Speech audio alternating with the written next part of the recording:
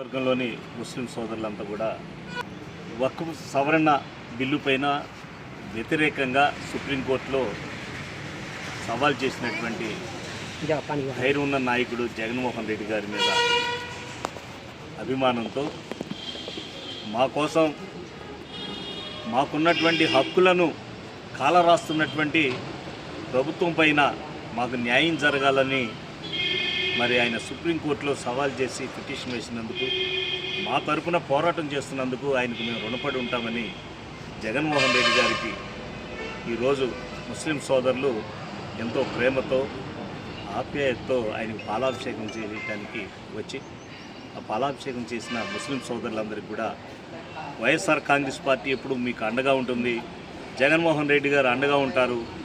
వక్ఫ్ ఆస్తుల యొక్క పరిరక్షణ కోసం అలాగే చట్ట సవరణ చేసినటువంటి ఆ ప్రభుత్వం పైన పోరాటానికి ఏమాత్రం వెనకాడే ప్రసక్తే లేదు.